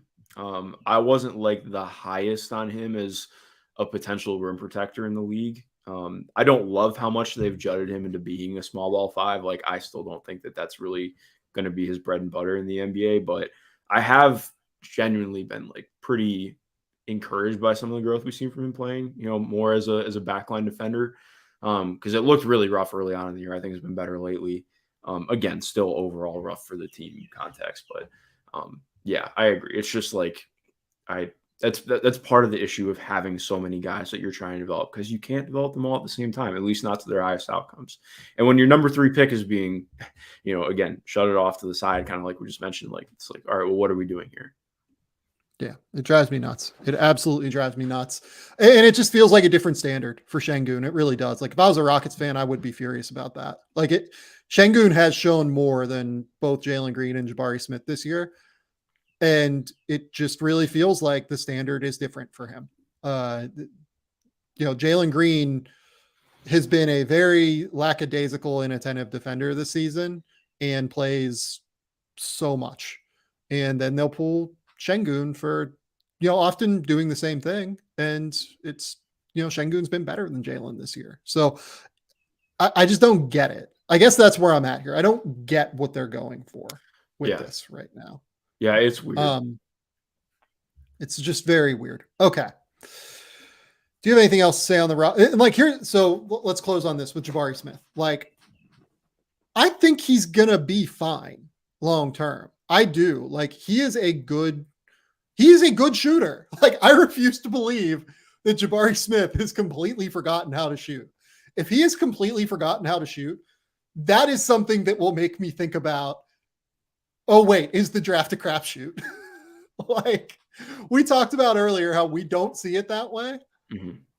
If Jabari Smith, like between last year going from being like this incredible, unbelievable shooter and like all throughout his high school career being this incredible, unbelievable shooter to not being able to shoot at any point in his NBA career, it will dumbfound me. I will not ever understand how that happened. I don't know, man. Yeah, that'd be kind of wild. I agree. Yeah, it'd be completely insane to me for that to happen. I don't think it will. I think he will shoot. I think he will shoot at some point. Maybe we're in the middle of, you know, as Swaggy D says in the comments, maybe we're in the middle of a Jabari Smith rookie wall. And the problem is that he was just starting from such a low point, like to be respectful, that once the rookie wall hit, it's just like really fucking tanked. Right. I don't know, man. It's a bummer. It's a bummer. The Rockets are a bummer. I enjoy watching. No, I don't. I don't enjoy watching them. I'm not going to try and say that. I enjoy the talent on this roster, and I hope it is better utilized next season, is maybe the way I will phrase that. Okay. Let's go to the 2023 NBA draft. And before we get into the guy that I want to spend most of our time talking about, we have a question here from Evan Glansman in the YouTube comments. Can you touch on Jalen Hood-Schifino during the 2023 NBA draft portion? If the Thompson twins don't pan out, I could see him being the best guard after Scoot. Mark Schindler, how do you feel about that take? I can't get there right now. I like Jalen Hood-Schifino. He's somebody I've always been interested by, going back to his Montverde tape. I think he's done really good and interesting things this year, but I think it's been more improving on his strengths from where he was at as a high school prospect for me than necessarily getting a ton better as he's definitely improved as an NBA draft prospect in my eyes. He was not a one and done guy for me at all. He's at least made me think about it this year. I still am not there yet. I don't really trust the three. I know he's been taking it more. I want to see a lot more from that. And I think he's somebody, like we were talking about this before we got on camera, but like he's somebody I think about with, if he stays for another year, we're talking more lottery pick next year, potentially, if he continues to make some growths and continuing on the trajectory he's on. But I think he would be much more like sneaking into the back of the first right now, unless some things like really go his way in the combine and as things close out in the tournament. But I don't know how you feel about him right now. Like I like, again, like there are things to be generally very encouraged by, but I still am, just based on trajectory, I'm like I kind of want to see more moving forward still. Okay, I disagree with you to an extent. Okay. I have him in the top 20 right now. And the reason for that is actually kind of similar to what we talked about with Drew Holiday. Jalen Hood-Schifino is an absolute killer on defense. Like that dude at the point of attack, being 6'6", being able to slide to stay in front of guys, really, really good. His team defense is like a little bit worse. I was talking to an NBA scout on Monday or Tuesday. Monday it would have been. And we kind of talked about how we were a little bit disappointed with his team defense against Purdue, but generally we think he's been pretty good. And I think he's been pretty good as a team defender this year.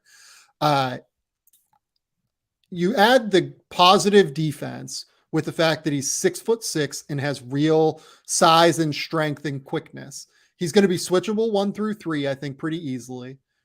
Maybe can get down to 4s. I don't think I would project that at this point, but it's not impossible. Especially because I think he's more 6'5" than 6'6". I think he'll probably end up being there around measurement-wise. But yeah. Yeah, I would venture he's going to be like 6'5.5". I agree with you.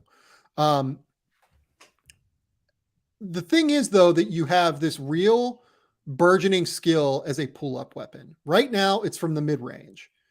If he can extend that back to the three-point line, and I think there's enough touch to where there is a real ceiling there, and he has good passing ability. I think that he has the ability to execute passing reads, one-handed, like live dribble whip passes to both corners with both hands. He has really big hands, it looks like, that allow him to be able to do that.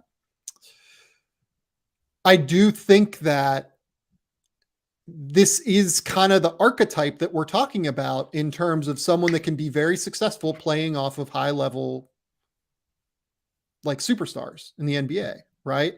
This is kind of the Drew Holiday archetype. Not to say that he is as good or as talented as Drew, but this is kind of that archetype, right, Mark?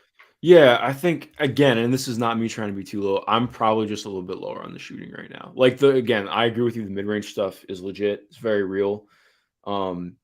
I just have more questions about, like, he's just never really been a shooter before now. And even then, like, I still think it's like the outside shot I feel more questionable on. It's been like the pull-up stuff has been interesting.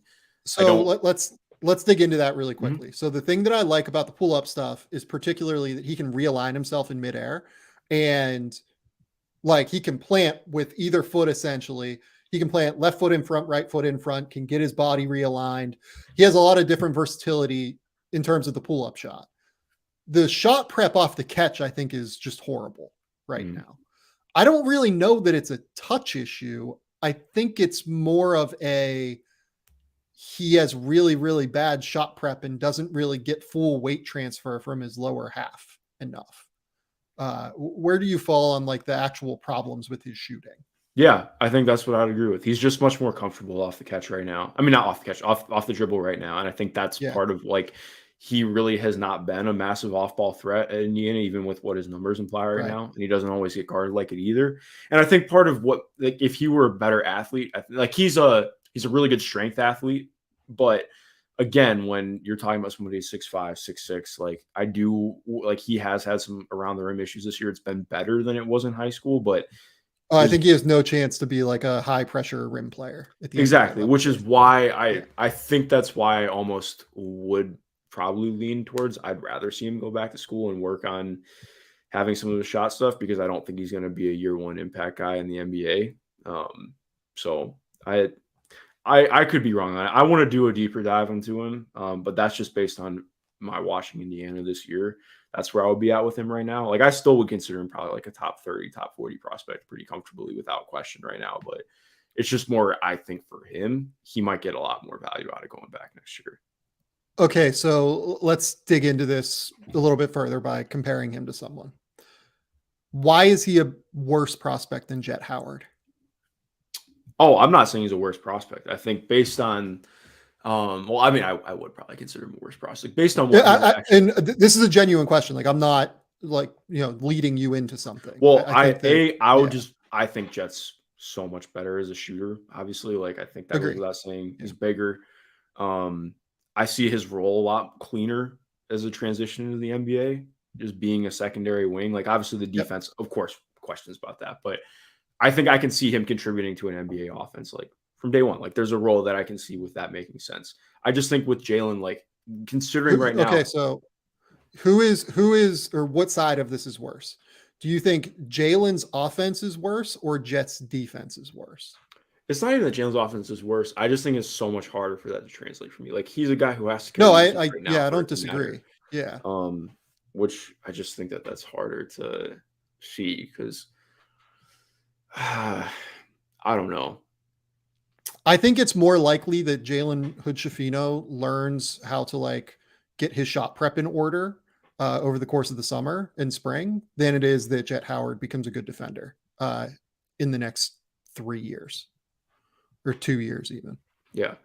I'm probably not quite at that. Like I think like I have my reservations about Jet's defense moving forward, but I don't know if I would see Jalen become that good of a shooter that quickly.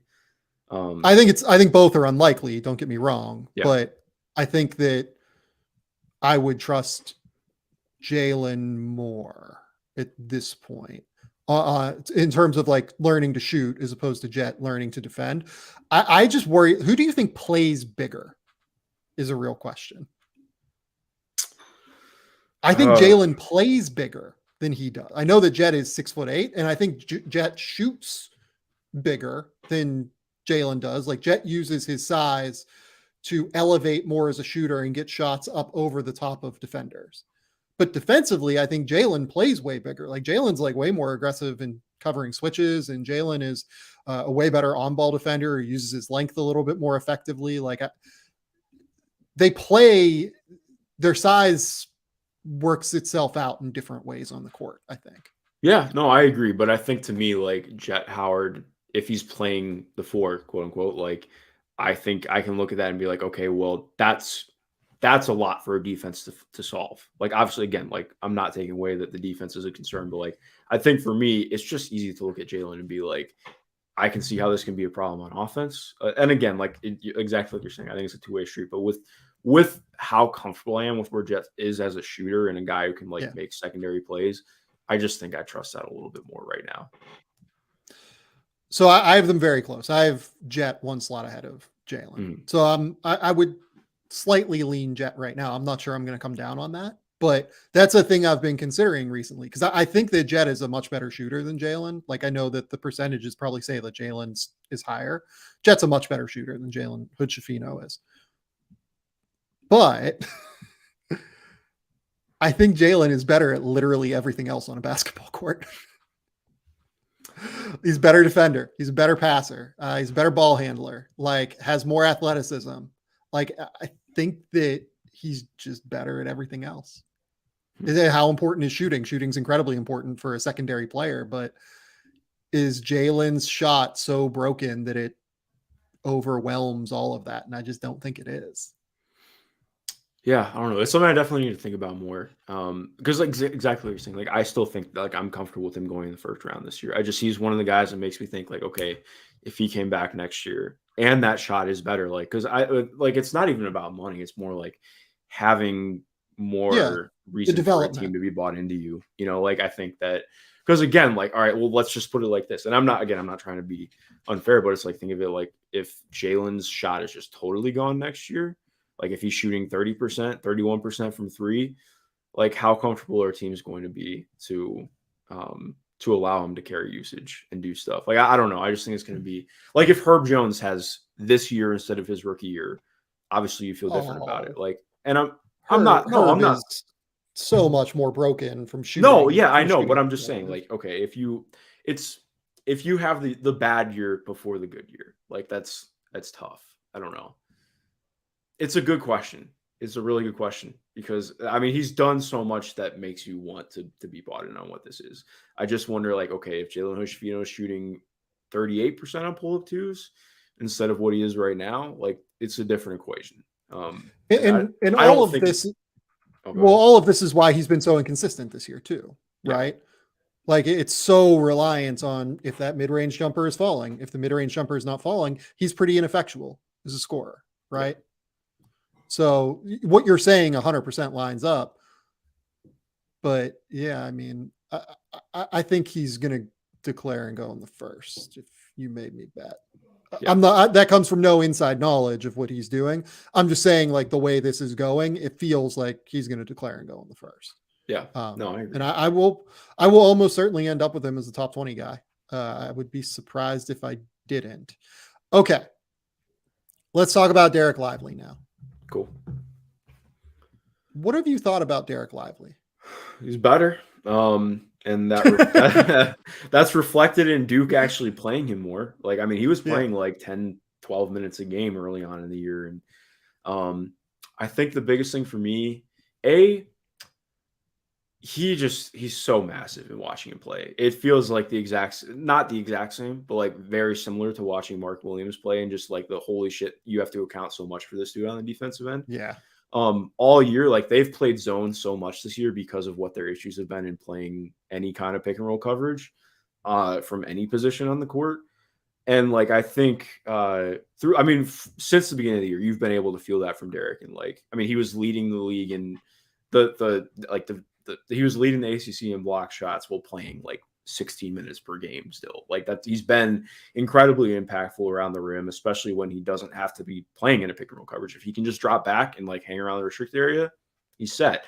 What's been really cool to see is that he's been a lot better with angles and his footwork in general over the last month. Because even if you go all the way back to like the first game that they played against Miami, like Nigel Pack and Isaiah Wong didn't have a good game, but Nigel Pack got into the paint routinely against him, and he really struggled. And Duke still won that game, but he ended up getting benched late. He didn't really play much in the second half. And then you look in where they're at over the last month of him, like even just watching the Virginia Tech game. Like I think part of it is cool because they've been good at employing him on guys where he doesn't have to close out, where he can kind of sag off and just hang out around the rim. So I do think like against teams like playing against the Miami that had like they were playing Jordan Miller at the 5 a bunch, and he was having trouble with having to close out to a pop threat and having to play a little bit farther out. But again, where he's at now, like he's just been better being able to play out in space, move the right way, and just be huge and be a deterrent. So that's been a blast to watch from him. What do you feel about him offensively? Because I think that's where, let me focus on the defense first. That's good. I think my hottest college basketball awards take right now is if you only consider ACC in conference play for ACC Defensive Player of the Year, I think he is in a 2-person race with Leaky Black, maybe a 3-person race with Leaky Black and Reese Beekman. He is, I think, on a per minute basis, the most impactful defender in the ACC right now. I don't really think it's all that close either. Like even having this game against NC State on in the background right now, like the minutes that he's playing in this game are by far like the most, like he is shutting them down. Like NC State is a team that scores points. They just had like 29 points in the first half, right? Like this is not a normal defensive play. This is a crazy good defensive player within that league. His drop, like mechanics and his footwork in drop, as you mentioned, they have gotten just insanely better. Like it's just not even comparable to what it was early in the season. He has been like really, really impactful just in terms of bringing guys into him, letting guys come into his chest, and he's gotten better at playing without fouling just enough to where while there are some silly fouls from time to time where his arms come down, he is consistently just like an elite presence that shuts off the paint when he is in games. And his help rotations have been really on point when he has been in games. There's just not really like he is everything that we thought he was coming into the season right now, I think, in terms of his ability to defend in drop coverage scenarios. It took him a long time to get there. He did have, I believe, a calf injury throughout the first part of the season that he was kind of working with. But like right now, he's everything that we thought on defense, right? Yeah, I'll be completely honest. I was not super high on Derek coming into the year. Like I was more borderline Yeah. lottery than where I think a lot of people were at. So on was him. I, for what it's worth. I Okay, had cool. I him wasn't like sure. at 14 or so. Yeah, then we were around the same area. Like that's where I felt about him. I thought the flashes were always really fun. I never felt it was super consistent. But now, like, yeah, exactly like you're mentioning. I think he's still pretty raw in some of the things that he does defensively, but he's so good at what he does do really well that it. I mean, that's it. I'm incredibly invested in what he can be moving forward. Because like you mentioned, like he's just gotten better at like not being as jumpy, like like because especially early on in the year he was struggling with that a lot. I still think his body control is going to be a work in progress. Like that's something Mark Williams had down way more pat than Dereck right now. I don't know what his growth trajectory was like because I didn't see him until last year for the first time. But I mean, agreed. Like I think what's fun too is like I think there's even more room for him to get better technically. Like he's not really great at just doing straight verticality right now. Like he tries to block everything. And that's one of the things that you see guys really improve on in the league in their first 2 to 3 years as a big. So to me, I look at that and I'm like, okay, well, that's even more in terms of being excited about what he can continue to get better at. Continuing to improve the footwork and angles. And like, that's incredibly exciting to think about and what he can be as an interior defender and just defender overall. Well, and I just want to give some numbers here for context. Per Pivot Analysis, in ACC play right now, when Dereck Lively is on the court, opponents shoot 46.7% at the rim. It's not great.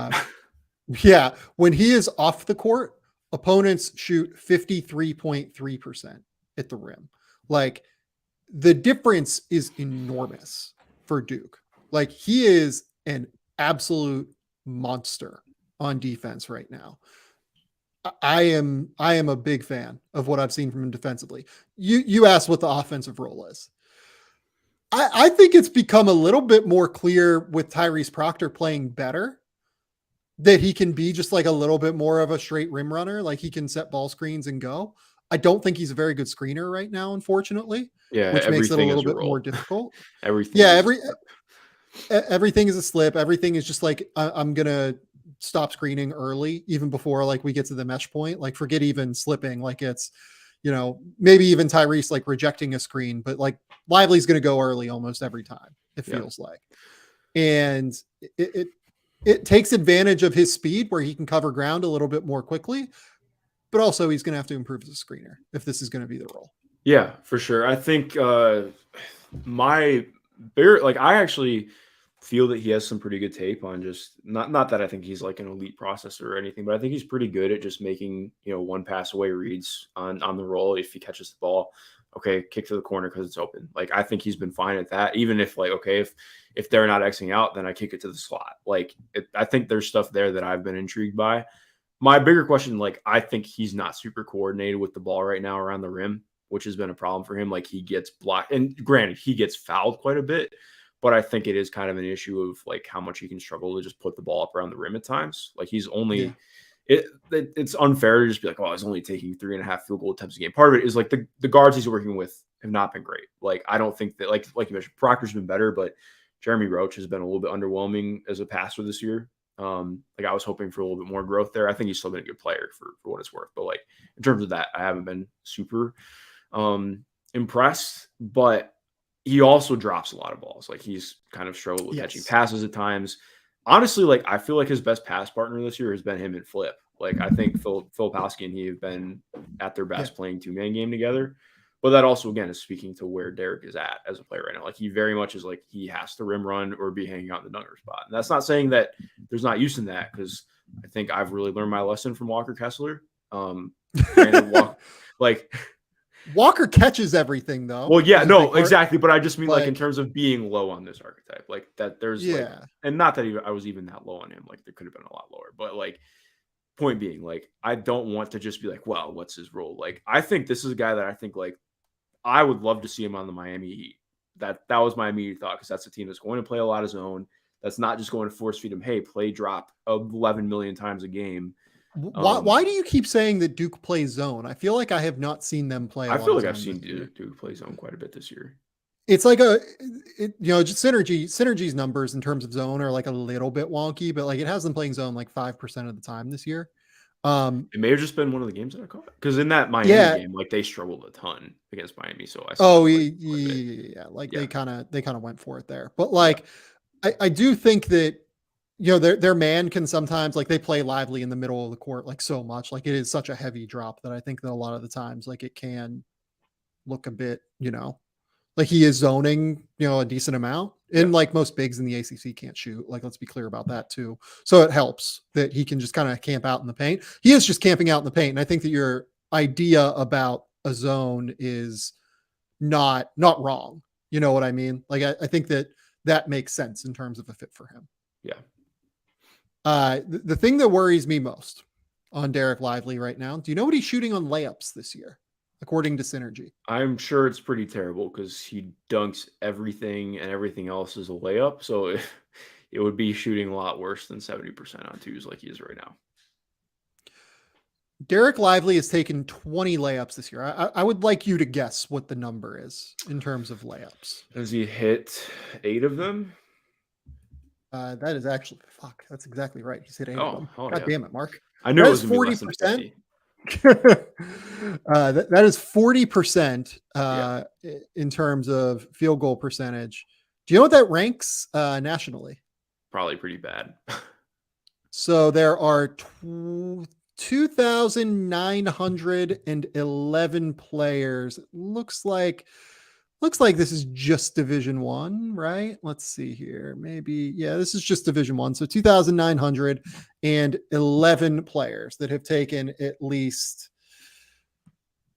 20 layups this season.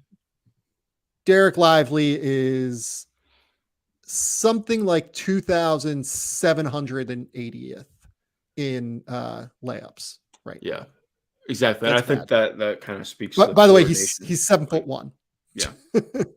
Yeah. And I think that, again, like, I think that speaks to the coordination a little bit. Like I was mentioning, like, I think just if he's able to catch the ball with a step towards the rim, I think he's been okay. But again, that's largely because bring the ball up and dunk, and he's not really getting like, there's not somebody right in his grill. But if he like post-ups have been a nightmare, like they don't even look for him for post-ups.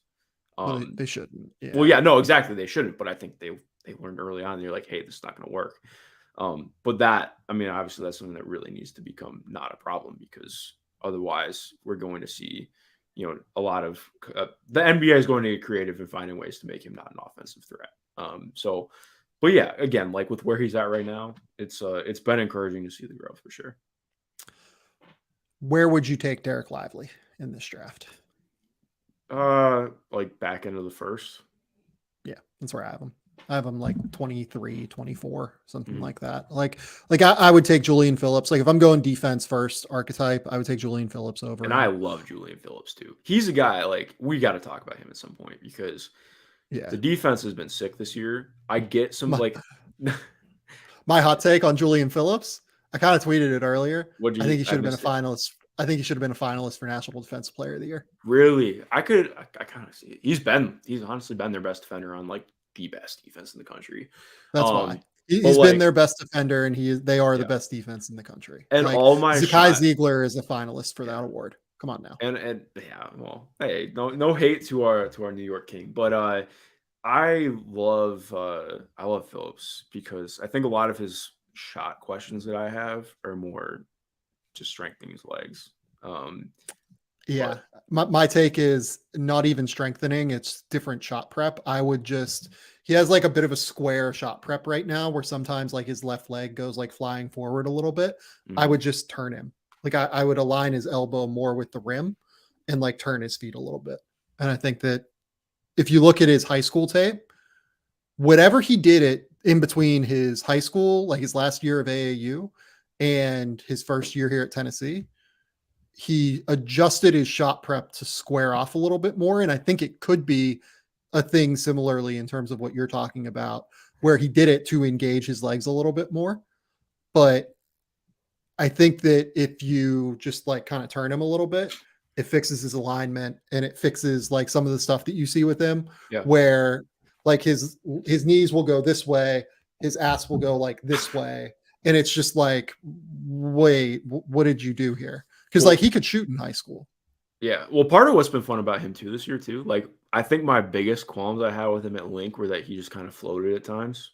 Yeah. And it's been the opposite this year. Like he's been so aggressive in finding ways to insert himself in the offense. And like to me, like, all right, I'm pretty bought in on that. Now, obviously, you know, not to make this a whole Julian Phillips episode, but I think like he's one of the guys I'm much more interested in what that can be this year for sure. No, yeah. We'll talk about Julian Phillips at a later date, but for now we've gone an hour and 40 minutes. Mark. We always do. We always find a way. Before we go, have you watched any fun movies recently? Have I watched any fun movies recently? I don't think I've actually seen anything since we talked on Thursday. I've been really busy the last however long. So I obviously watched the newest Last of Us. Goddamn. Wanted to cry. It just continues to rip your heart out every single episode. It's crazy. This is a video game adaptation that just completely rips your heart out every single time you watch an episode. Yes. So, but no, I don't have it. I don't think that I've done that I've watched anything else that hit on. Yeah, I watched The Man from Nowhere, which is an old Korean movie. Laura and I, as people may have seen on my Letterboxd account, we have been rolling through some Korean movies because let's just be honest, Korean cinema does fucked up, gory, like wild shit better than any other film industry in the world, in terms of these weird thrillers between like Park Chan-wook and movies like I Saw the Devil, which I didn't really like, but is considered a classic of the genre. Even Bong Joon-ho occasionally dives into this world. And then The Man from Nowhere is another example from this. The Man from Nowhere is very clearly a movie that John Wick took some things from. I cannot wait for John Wick 4, by the way. It's going to be a blast. There's so many movies coming out that I want to see. Yeah. It's kind of why we watched it, because like it is considered something that like John Wick is basically like if you took The Man from Nowhere and you, instead of using the action from that movie, which I think is honestly, like, I don't know that movie is particularly well directed. I think that one's all about script. You take like a lot of the writing elements that work from The Man from Nowhere and you put in the raid action sequences in terms of like elite level choreography, elite level camera work, camera movement, editing, everything like that. You get John Wick, and it's a glorious, glorious franchise that I hope never ends. Yeah, it's pretty awesome stuff. Yeah, it's just the best. Okay, Mark, tell the people where they can find your work. Tell the people what's going on in your life. Yeah, you can find me on Twitter at MG_Schindler. I have a Patreon that is in my header, and if you enjoy my work, I would appreciate it greatly. I'm hopefully getting closer and closer to making this full time. Obviously, do it full time. But yeah, should have tons of stuff coming out moving forward. So be excited. Mark is the best. Go follow all of his work. I will have a top 100 board before the next episode, if you made me guess. I believe that'll be coming on Thursday morning. I just have to write the copy for it. I actually have rankings right now, finally, for the first time in a few months. I'm excited. It's really good. I think that's all I've got, though. Until next time, we will talk soon.